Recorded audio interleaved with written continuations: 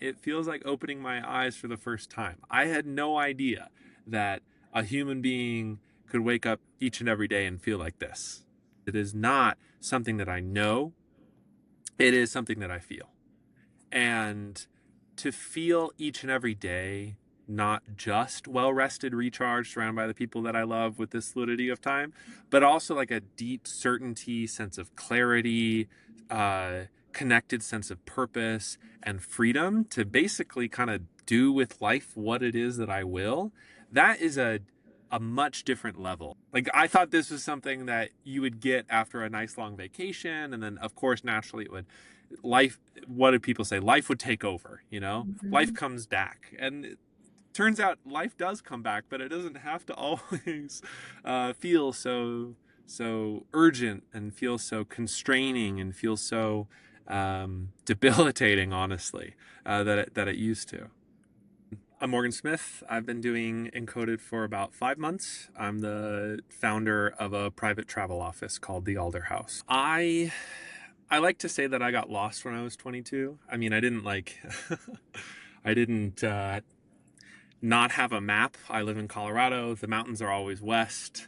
I knew where I was physically. I knew that if I drove 20 minutes down the road, I could travel in time back to like the 80s at this old bar called Poppy's, where the average age was 70 or 80 years old. So eat a rack of ribs, have a Guinness. But I felt rather lost. I had tried really hard in college to try and get a graduate fellowship, and it didn't turn out. I wasn't even called to be a finalist, so I was sort of thrust into this world that I didn't know what I wanted to do, and I ended up making the most of it. I mean, I ended up working in a public-private partnership for a few years and brought a ton of investment into a city.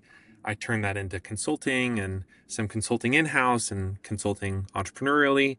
And eventually I built this company and uh, I sold it. It was a software implementation firm. And the reason that I sold it was I woke up one day, now 9 months ago, I think, and I realized, like, what am I doing with my life? not that not that I didn't enjoy some of the day to day, but that company and much of the stuff since I was 22 is just kind of this snowball of yeses. Like, yes, I'll go here. Yes, I'll do that. Sure, I'll figure this out, without much intentionality or much direction. And honestly, in a way, probably chasing some sense from when I was younger of like, oh, well, maybe this will be the thing that I meant to do, because this last hole in my life, or this last gap, never came to fruition. So maybe this will be it. I'll say yes. And I realized that this just was not, it just wasn't it. Like it was a great team. I love leading teams. I love being a people leader, but the company itself was not something that I wanted to do long term. When I realized then that it would be something that I would do long term, it felt like a cosmic judge had handed down some kind of sentence and I was chained to this company for forever. So I thought, well, I better get out. And once I got out, I realized, well, I sold the company, like I've done all these great things. Let me take a break. Let me take a sabbatical. Let me reset and think about this next chapter with intention. And that's where Encoded entered the picture. I knew that I wanted to use that sabbatical intentionally, but then also approach this next chapter with a bit more focus. Was my original idea, and it's turned into so much more since then. What was it? So what was the feeling like when you sold your company? And this was before Encoded? Yeah, this would be before Encoded. Okay. So you sold your company. You said like it did it not feel like what you thought it was supposed to feel like? Yeah, great question. When I sold my company, what I wanted was a new chapter. The reason that I had originally sold it was the work itself was intellectually stimulating. I got to hire and build an incredible team, and I love that kind of work. But the day to day life of it was not great. Living that kind of company, in a way, living at that frequency was not working for me. And I knew that my relationships were suffering, that the amount of money that I was making didn't matter, uh, relative to everything else that in my life. And I knew that if I was going to do it long term, it would have to look completely different as a company than what it was built to do. And Mm-hmm. that wasn't going to, like, overhauling the entire company wasn't going to work in the market, at least at the time from what I could see. So I decided to get out. I decided to sell it and take a big breath and reset instead. Yeah. What would you say now fulfills you the most? mm, Good question, Courtney. I Yeah, like think you used to now think what of success and yeah, I think now what fulfills me the most is being able to wake up every day, take a big old few breaths, and just feel fully alive. Like, it doesn't matter if there are things scheduled or not scheduled. It doesn't matter whether I want to do certain things or don't want to do certain things. There is such a joy in just like being here and now, Mhm. with my partner in our place. And that could mean right out of bed, or baking bread, or cooking meals in the evening. Whatever it is, it's this fulfillment that has emerged is just being fully alive here in the present, and it's such a joy, man. Yeah. That's beautiful. I know I wake up every morning, obviously next to Chris, and it just feels like Christmas every morning. I'm like, this is great. Like, You're like, yay! yeah. I feel, yes, I feel similar with my part. It's just like, and I think another thing that has changed since I sold the company is that waking up and feeling fulfilled is not just the feeling, it's also, in a way, looking forward to what my day contains. And especially when the day doesn't have anything planned, or the day does have things planned. It's not like, time itself doesn't really matter as much as just like being able to show up and enjoy what's actually happening here and now without really much worry about the broader picture. Like, that doesn't really enter my brain much anymore. It's just, or like the long term supposed plan or whatever that other people do. It's just not on my radar anymore. So what was like the feeling or your days like before? I think before Encoded, I was very much in a hurry. And I think there's two kinds of hurry. I think there's the day to day hurry, like, oh man, I got to rush to this next meeting. And then there's this sort of life hurry, which is like, oh man, I'm supposed to be at X, Y, or Z. Mm-hmm. And I'm supposed to be this kind of person either at a certain age or at this stage of my career. And it was an impossible problem because, ironically, I've done a lot of really cool stuff. And like, selling a company is this major threshold for a lot of people who are entrepreneurs. And so I hit it. And I thought to myself, cool, great. Now what? Uh, and that, I think, shows also how much of a hamster wheel that is, of like being in a hurry. Where? Why? In the long arc of life, is that really going to matter? No, it's like a cool little badge I can wear that I did the thing. But honestly, I don't really bring it up much, because it doesn't matter all that much to me anymore. Yeah, I'm sure people could just even like feel your enthusiasm and your aliveness. Yes, I have been told many times recently that people really feel that I'm charged up, or I don't know all of the terms that they've used, but that I'm here, man. I'm passionate and energetic and stuff, Yeah. things like that. Because yeah, I mean, it's hard not to be, is the essence of it. It's like really hard not to feel just excited and alive now. Yeah. So tell me more about like now what do you feel since like going through Encoded? Ever since Encoded, I think has really graduated in me into this kind of living that just feels flowy. I don't know how else to say it, but that the days and the hours just kind of take their own form. And however the form that they take, it just kind of feels right. That's basically what's going on. Um, I think there's very little urgency. My favorite story from this kind of, now that I'm on the other edge of sabbatical, I have this company that I'm working on. I had a day where I went back to an old toolkit of mine, like an old strategic planning framework and all Oh, of this supposed great wisdom that I had used once upon a time. And I'm not kidding you. I got 30 minutes into the exercise and I was like, oh no, that's wrong. Like I cannot use this. This feels wrong in my body. This is not setting me up for success. This is restricting me. This is not in alignment with who I am.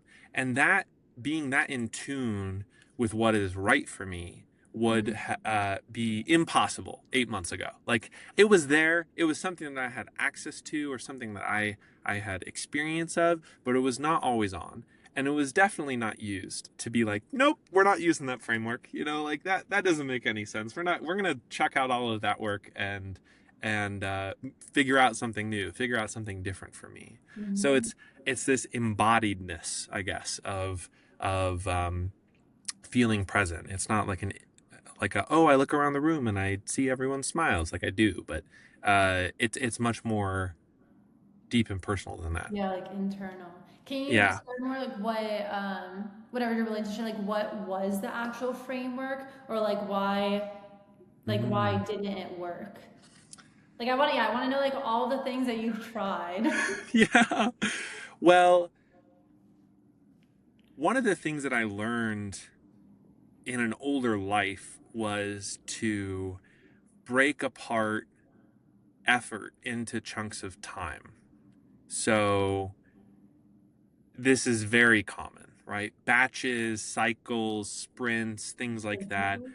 Yeah, so like a 6 week planning framework chunked into quarters, or we're basically taking like a goal and then dividing it up into a time that it's supposed to happen, and then saying, okay, well then I need to accomplish X, Y, and Z by this date. So then by the time that I've accomplished X, Y, and Z, I can move on to ABC. So I had gotten into this planning exercise where I was writing out XYZ, then I got to ABC, and then I was looking at this list and I was thinking, and I was just feeling, I was like, this is wrong. This is like, it may happen this way, but this is not the way for me to structure this next initiative. It's just not going to work. It's way too urgency focused.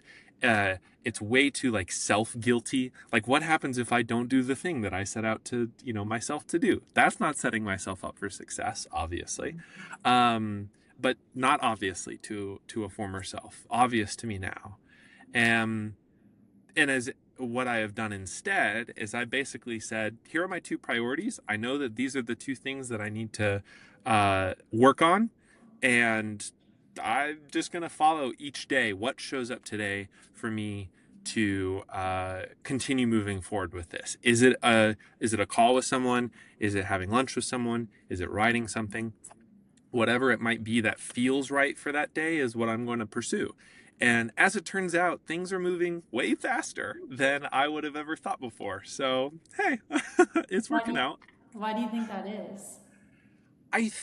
That's a really excellent question. I think the reason it's moving faster than I ever thought possible is because I'm tuning into specifics that I didn't pick up on earlier. Like, there are people that I have met that I now am like, oh no, one conversation was great. Glad to have met them. These are not long term partners. And there's not a internal wrap up like, oh, well, maybe I should follow up with them, or like, maybe there should be a relationship there. It's not good or bad. It's a very neutral, like, uh, it was not an aligned relationship, and that's fine. That happens. So that error, all of that part of my life has sort of fallen away. The things that don't matter as much have just receded into the background, and I think that has opened up a lot of space for the right stuff to flow in, and the right people and the right introductions and the right timing, the right things, all of that. Hmm. Um, yeah, and just focusing less on all the stuff that doesn't fit and instead just focusing on the things that do. Yeah. Yeah. Having even just having like more discernment and more self trust and not feeling guilty or shame or people pleasing or all the things. Yeah, I think a really good word is self-trust. I think Mhm. 8 months ago I wouldn't have said it like that.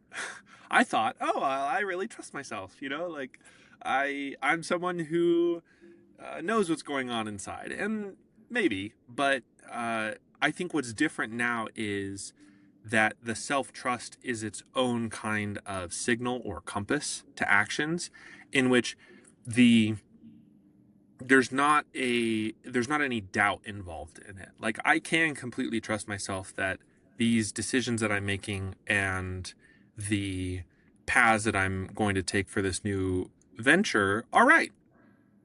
That's it. Full stop. There's no like anything else is going on there, um, which is new and very exciting. Yeah. All right, go deeper.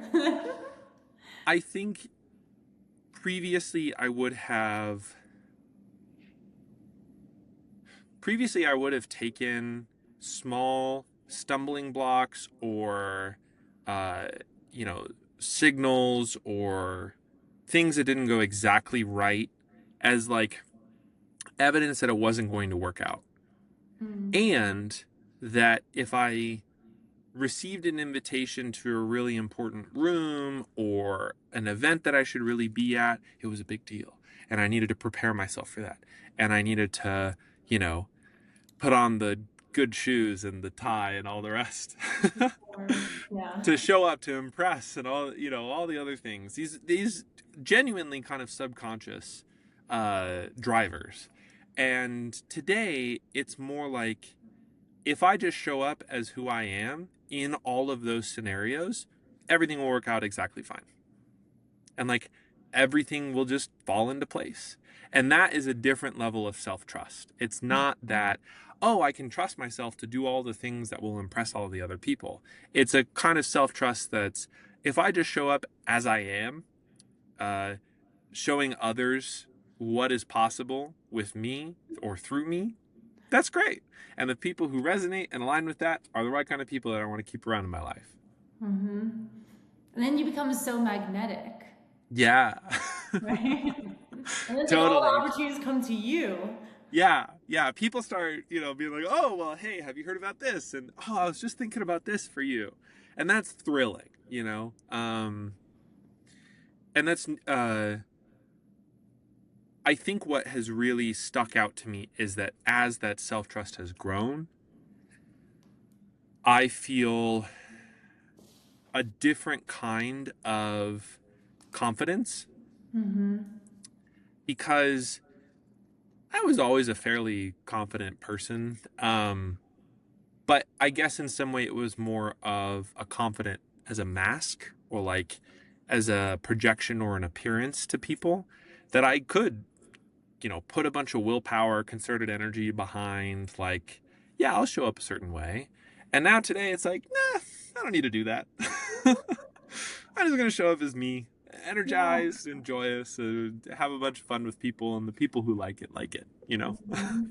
And that's like true confidence. I see Mm-hmm. so many people talk about like you'll feel more calm, you'll feel more clear, you'll feel more free, right? And I like even just from my own experience, I feel like I'm in a whole new level of calm. Like I thought I was calm. Same for Mm. clear, right? I feel like so many people, it's like I feel like they don't realize how clear you can actually feel, right? Like do it like do you experience that? And then if so, like what's the difference? I definitely used to think I had very good, clear vision of what it is that I wanted and also how things would come into being, how they would show up. And now I had no idea what was possible. um, I, I think there is a certain sense of inevitability about what it is that I'm trying to pursue. Like that's how clear it is. It's like, oh, this is going to come into the world no matter what. It just doesn't. There's this sense of clarity around the big vision, the specifics, the minute details that I don't necessarily have to articulate or cognitively decide or write out or like figure out all those little pieces, which is what I was probably usually doing. Today it's now like, oh, I can just see the full field, and the full field is great, and I know exactly how this is all going to come together, and I it's this deep clarity of vision that I genuinely did not know was possible. Mhm. It was I had no idea that this was something that people could experience. Is this like your default state now, or does it come in pockets? It definitely feels more default. Um, yeah, I mean, it feels like an everyday kind of thing. I'm telling you, Courtney, I wake up, I'm doing encoded training, I'm going to the gym, having a great breakfast. I'm a big green tea guy, so a lot of green tea. And by that point, I'm like, man, day's looking good. Yeah. uh, yeah, it just feels like a default um, state, honestly. Yeah. No, I love Yeah, that. yeah. Um, okay, so so congrats on you're now in tier 4.7. Yay! So, what was yeah, like what was one of the first shifts that you realized that encoded was working? Mm. Like take me back to like the beginning. Yeah. The first shift that I noticed Encoder was working was I ended up going to a conference that I had agreed to go to as a part of the sale of my former company to bridge the transition. And I spent 60 minutes with the team of the company who was hosting the conference, and I immediately picked up on a bunch of stuff that I had not picked up on previously about toxic positivity and like their unwillingness to hear criticism and some of the ways that they treated partners that like previously I would have said, "Oh, that kind of rubs me the wrong way." And by that point, I think I was maybe a few weeks into Encoded. So it was actually pretty quick that I immediately picked up. I was like, oh, I can't be here. Like, this is a blessing that I have sold this company and that I am no longer working with them because it was immediate. It was like, oh, I cannot spend any more time with these people. This is going to just like pollute my own sense of self, my own energy. And that was definitely the first indication that I was like, I think there's something here. There's something I did not pick up on this previously. And I don't remember the specific like encoded belief that I had at that time, but it was related to like a reliable inner signal or listening to my intuition or something like that. Mhm. So it was pretty darn quick that I started to pick up on that and use it. Yeah, yeah. No, that's yeah, I feel like you're so sensitive to what other just see what other people say and even just like what you feel. Totally. Yes. Yeah. And I think actually soon after that, let's see here, it would have been, yeah, probably a couple of months. I'm trying to think really quick. It was also about a couple of months in that I noticed that Encoder was really working when I had a day that was completely free. I was now fully into sabbatical, and which ideally most days on sabbatical are completely free. But it was pretty early on, and it was new. I didn't have anything to tie up that day. It was kind of up for me, and what jumped into my brain from who knows where was just like, why don't you take the day and just follow every whim that comes to Ooh. mind? Like, just go the places that feel right and, do the things that feel right for you. And Mhm. I did. I went and had some great boba tea, went to a bookshop, called a friend. It was just all of these little things that started to settle in. And by the end of the day, I felt recharged, of course. But Mhm. I also realized like this could be every day. Yes. This actually could be every day that I'm living. Mhm. And that was my first taste. I was like, oh, I can't go back. So like was it uh, a statement that led to that or what? Or it was just like a hit? it was Like just like a now you're thinking hit. more I mean, clear. I think it was we were. I think there was still a statement and encoded belief or maybe an identity that I was working on about.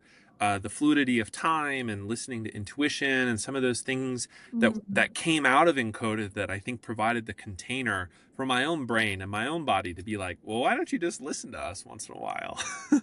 Yeah, well said. And I said, sure, that day. And I've never looked back. Yeah. Yeah, I know I do that. I do that a lot when I travel, and in the day to day, but even more so traveling. Of just like I feel like I always end up in the best conversation with strangers, and then here I'm like eating lunch with this group of people, and I'm over here, and it's just like it's really amazing. It is really amazing. And also just I think for me, what that fluidity emerges from is a deep trust that you don't have to go anywhere. And Mm-hmm. like here and now is the right place. You don't have to rush off. I don't have to, be somewhere new. Or if I have scheduled something, then I am supposed to be there. Like, Yeah. but it's a different way to like for me now to set a time and a date with someone is like, oh, that means I'll be there. And if there are things that all happen along the way to bring me to, that's great too. It's not like, oh man, I'm going to miss this, or Yeah. I really need to rush off, or I'm running late, that kind of thing. Yeah. uh What would you yeah. tell someone who's like not in a sabbatical? Yeah. I've thought about that a lot, Courtney. What a great blessing and privilege to have done this primarily on a sabbatical. Mm. Mm. What I would say primarily to someone who is not on a sabbatical is that this is still so worthwhile. Um, and that when it starts to hit, when it really starts to settle in, is when just wanted to start reshaping the entirety of my life. And I think that can happen whether or not you have a big break in a career, or you sold a company, or whether or not you have kids. Like, those inner signals were the most important and most reliable indicator for me that I was onto something. And it just happened in this wondrous container that I didn't really have work to worry about. I still had everything else. I still making meals every week, and making plans with friends, and all the rest of the other pieces of life were still there. So I, I think it's also a very reliable signal to question whether the place of employment or the chosen career is the right one for now. Like, that to me Mm-hmm. was also really powerful, where I went through um, many different options, hats to try on as a part of the sabbatical, and it really just snapped into place when I found the right one. And so I think that's true whether or not you're on a sabbatical or not. Yeah. This what Encoded provides is powerful. Yeah. Yeah. Beautifully said. What has been the whole what has been your experience or like the progress from like 5 weeks to now 5 months, right? Like was Mm. it yeah, just like your honest full experience? Was there ups, downs? Like was it always like holy shit? My experience from 5 weeks to 5 months was not linear. Let's start there. It was not a slow, steady drip to fill the cup. There were some days where I felt super charged up and in line, and there were other days that just were not working for me. And I am by no means a perfectionist, so I've definitely had days where I was not doing encoded training anyways for whatever reason. I know, gasp, oh no. Uh, I think what kept me coming back and what kept me going was after training, and particularly a couple of days in a row, there was just this new lightness, I guess, in my day to day. That once it's kind of like when you find the right coffee shop. Once you taste that coffee, you're like, oh, well, I can't go back. I can't go anywhere else. I've Yeah. got to come back here. The baristas are so nice. The same is true, it turns out, with this kind of training, which is once I tasted that lightness, I was like, what am I doing? Why? I really got to keep this up. And even as I kept it up, there were still ups and downs. Some days it was like, oh man, I'm still writing out these, I'm still going through the training and all this anchoring. And some days it was a little frustrating, but what I noticed is that it was um, over time compounding, and also where we were having these little ups and downs was also sort of changing. It was kind of moving in a specific arc or direction, and I knew that that was the right direction Wait, what does for that me, mean? like the Like movement. the ups and downs, or is like moving mm, and in moving the in the right right direction, trajectory. moving up, or what do you mean? So Like different for areas of me, interestingly, it felt like I was moving. Let me say this as a full sentence. For me, continuing encoded training, it felt for me not that I was like moving up and to the right, but rather that I was moving deeper into myself. life. And that as I continued to do that, that felt right.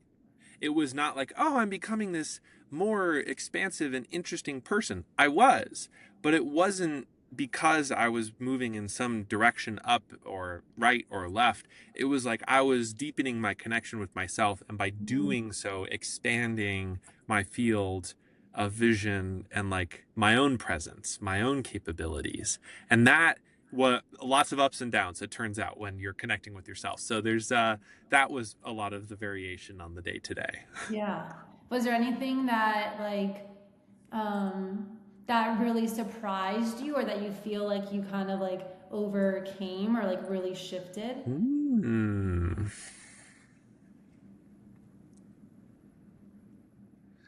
I think the thing that really surprised me is how much what you consume physically, food, drinks, and so on, inform or uh, change how that connection to my own interiority changes. So like, and it's not just booze. I think alcohol is maybe the common one. That's definitely fallen off, by the way.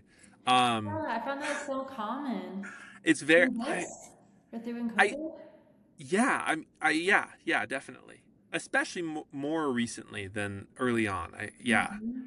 I think what's happening for me is as my own connection with myself has grown and I feel more present, there's very little things I want to do to compromise that. And like, interestingly, in the right company and the right atmosphere, a nice, crisp Pilsner sounds great. It's a sunny day. Sure, I'll have Mm-hmm. something.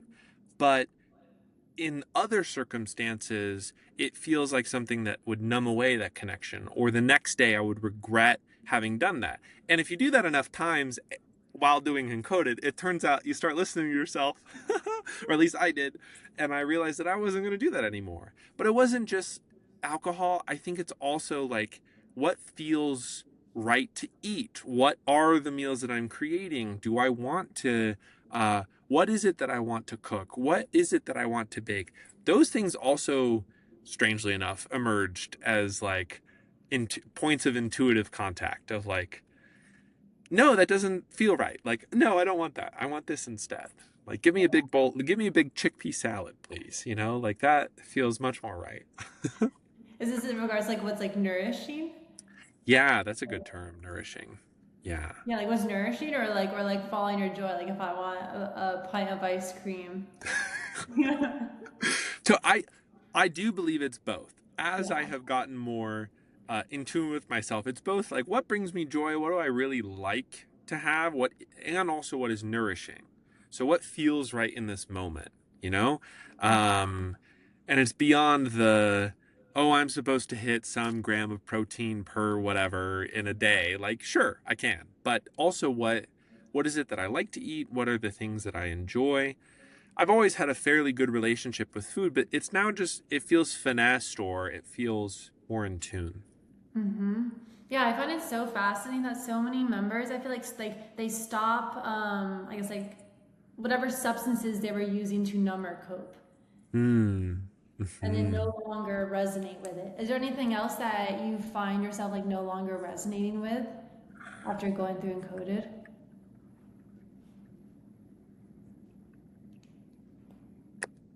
Good question. physical things. One other thing that I did during sabbatical, but also I think that helped with Encoded was I bricked my phone. There's a little brick that you can I do buy. that. It's great. Um, the reason that I think I really resonated with it was there was so much stress to the finish line. It's a real sprint to the finish line to sell a company. So there's a lot of data, there's a lot of information involved. I try to also do it way quicker than most people do. I wouldn't recommend it.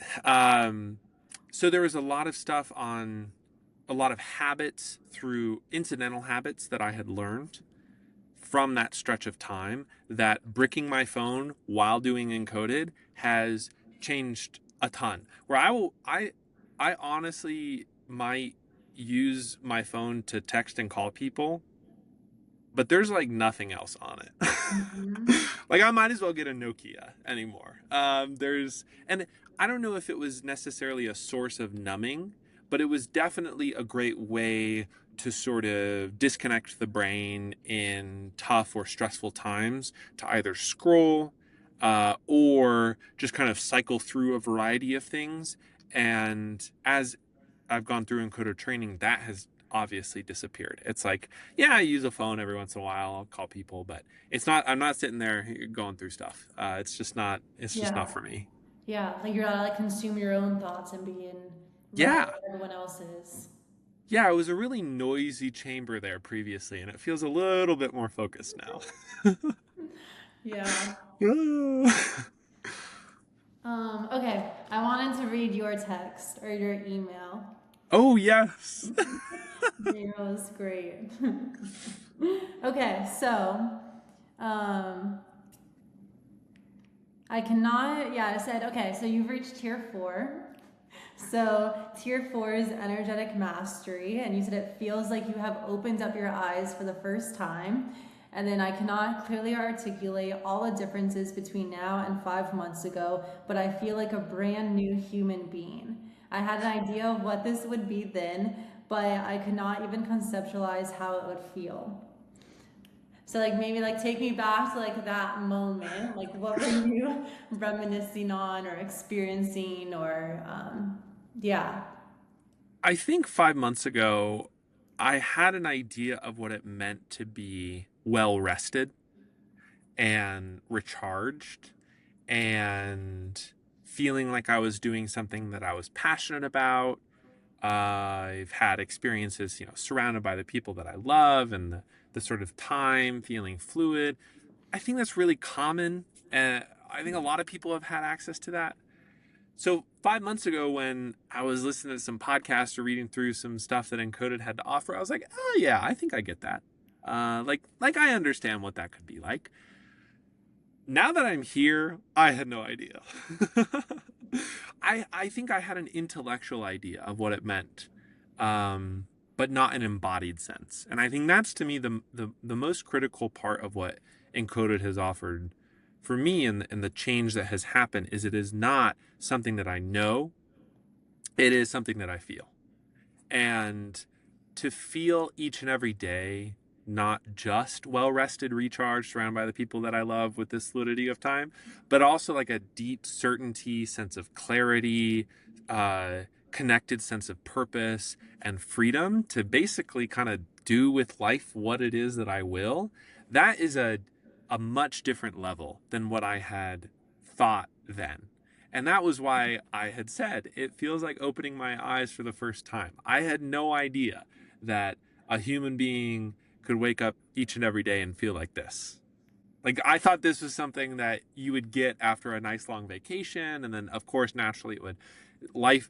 What did people say? Life would take over. Life Mhm. comes back, and it turns out life does come back, but it doesn't have to always feel so urgent and feel so constraining and feel so debilitating. Honestly, that it used to.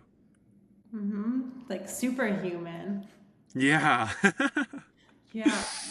What Yeah, would I you know. Where's my S? We'll get the. Yeah, yeah.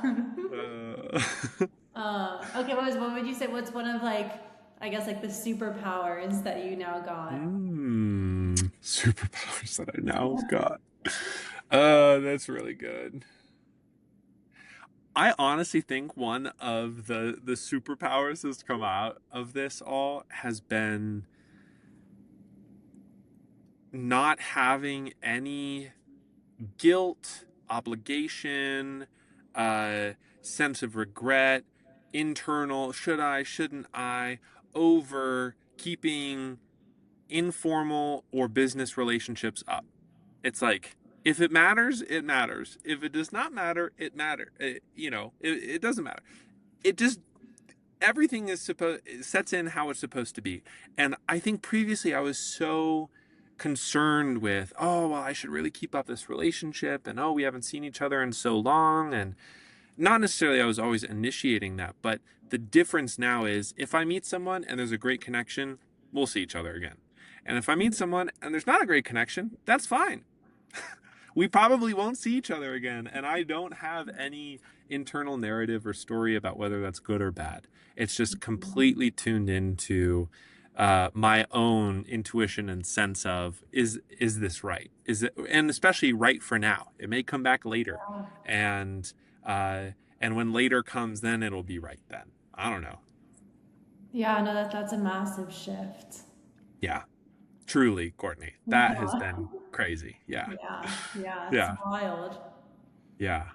Mm-hmm. Trying to Um, think if there's other superpowers. I don't know. I mean, that's definitely the one that is kind of top of mind. yeah, because I was like, because you said like you listened to Chris's podcast, right? Of like what are Hmm. the things that tier four gives you, right? And so, like, Mm, okay, so do you feel any levels of anxiety? no. Okay. So like go in depth, like did you feel anxiety before? Because I feel like a lot of people they think that this is impossible. Funny story, actually. Let's see here. We're in 26. Yeah, okay. 5 years ago, I had a panic attack that landed me in a hospital. And that was like a wake up call from the universe to say, hey, maybe there's stuff going on in life that you should really pay attention to and deal with differently than you have before.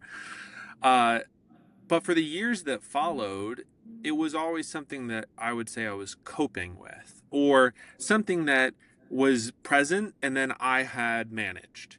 And I understood stressors and I understood how it could be maxed out, how it could subdue, what are the things, how should I arrange my life to deal with that.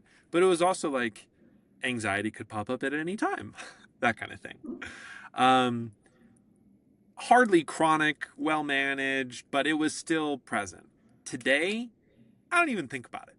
Anxiety has disappeared from my life entirely. And that is definitely something I did not think was possible, first of all. And I think what has emerged in its place, which maybe my former self would appreciate hearing, is it's a deep sense of trust, both in myself and in all of the people around me, that everything is just going to fall into place how it should be, and that is also okay. And uh, how these things align, in what time they align, in all of the steps that are required for what it is that I want to achieve, I just know it's going to be fine. Like, it's all going to work out. Um, and previously, yeah, sure, I was striving for certain goals or chasing after certain things. And today, yeah, I have goals. I have ideas of the things that I would like to do, but it's not, there's less pressure over them.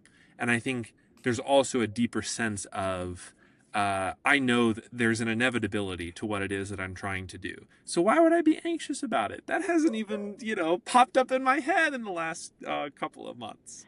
Yeah. Which is crazy. Which is crazy.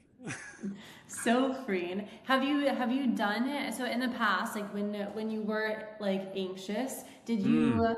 are there any like methods or tactics or things that you've tried? And then like how has that compared to like this to So encoded? I mean, I definitely had the full toolbox. You know, I got box breathing. We've got, I mean, we could go red light, yellow light territory, green light territory. We could do the whole thing.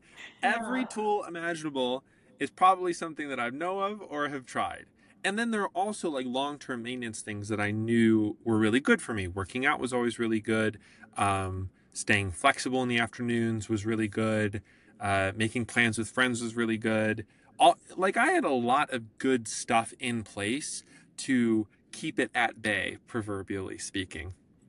And then when it popped up, I had a lot of good tools to cope with it, right? Mhm. Deep breathing exercises, cognitive behavioral therapy. I'm big on meditation, anyways. All of that stuff. Sure, of course I've tried it. It turns out that you don't want to go back to a hospital after you've had a panic attack. Like that was something that I was not willing to do in my life. So I went, all out trying to figure out what was going on. And now I think on the other side of Encoded, the difference in this is it's not an active measure. Like it's not something that I am consciously trying to do or using willpower to say, oh, well, I got to do this so that that stays at bay. It's just done. Like it is whole and complete. And all of the previous anxieties have sort of dropped away. And now I just get to kind of show up every day feeling alive and myself. And that's great. And that's great. Mhm. So like the others, you said like the other methods were kind of like more so like coping. Yeah, definitely. Yeah. And I think that I do believe that it's great to have coping mechanisms, and I do think Yeah. that it's important sometimes to get out of like a pure red light situation in which everything's falling apart. And it's good to help regulate the nervous system to Yeah. bring us back to a full person, but it's not a long-term solution.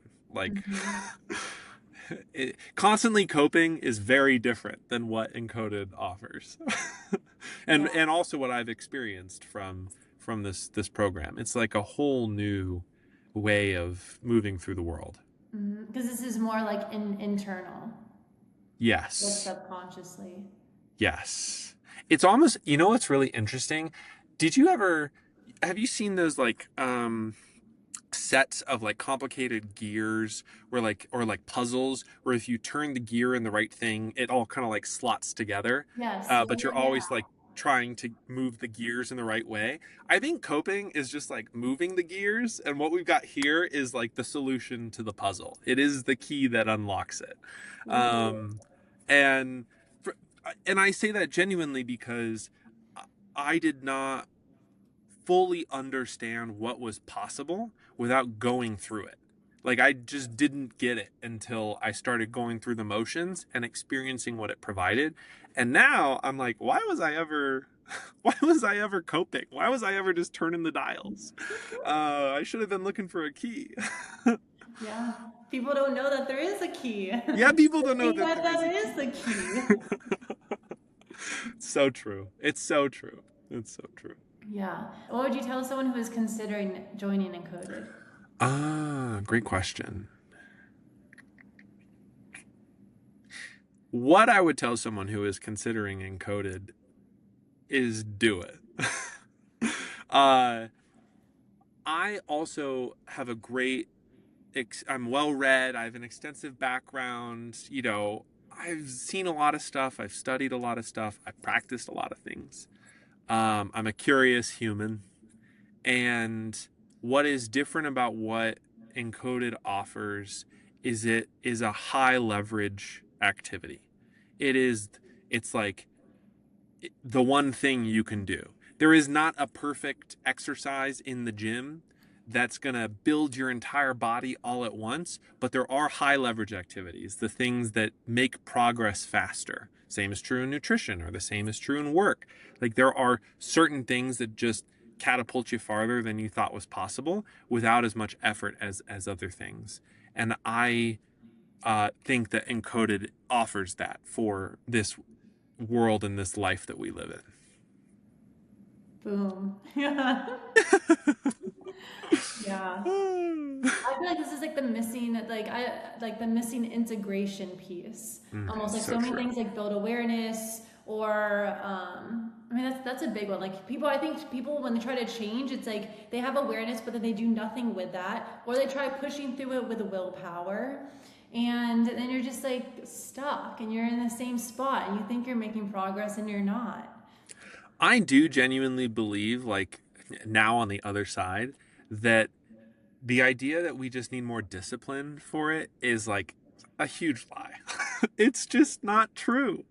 This feels like the easiest thing I've ever done in my life, and life feels easy. It does not require discipline to do the things that I'm doing right now. And it doesn't, I mean, maybe you need a micro ounce of discipline to go through encoded training every day, but once you start seeing the results, it just becomes natural. It's just something that becomes habitual. And as a former hamster wheel runner, like in a former life, for sure discipline is not going to get you to this. Willpower alone will not, for sure. Yeah. What would you say for, did you read Chris's book or the No, I have not Human read his book yet. No, Capacities? I got to. I need to. Okay. It is really good. But yeah, I was Yeah. gonna say because yeah, so it's like you don't need discipline, and then so with the code, it's like you got self trust, like greater access to your intuition. Like I don't want to put the words in your mouth, but like Yeah. what are like the things? I would say like the main things that I've gotten from Encoded or that I have access to because of this training is yes, a greater sense of trust in my own self and also connection to the world around me. Just feeling more alive, more immersed. Um, I also have a greater sense of how time flows. Like days are actually pretty long, it turns out. And that's not just because I've been on sabbatical. It's also because days are actually can be quite long. Like uh, there's a great stretchiness that can happen when you're feeling alive, and that has also been an outcome of this program.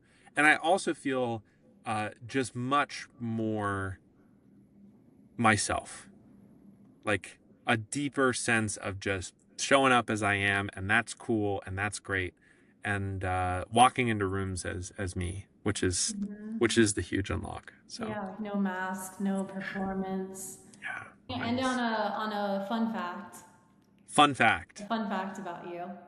I've read a fun fact about me is that I read like 25,000 pages worth of books last year. It was some Yeah. insane number. I'm a huge reader. I read widely. I love all kinds of stuff. Yeah. Okay. Well, yeah, this is wonderful. Thanks you. Thanks for the Yeah. time, Courtney. I really appreciate it. Yeah. Thank you. Yeah. I'm It's good excited to to see you. follow along in your journey. Maybe we'll do another one Yes, like month 8 or something. I know. I will. I'll keep you updated. I'll keep you posted what's going on. Cool. And it's good to see you.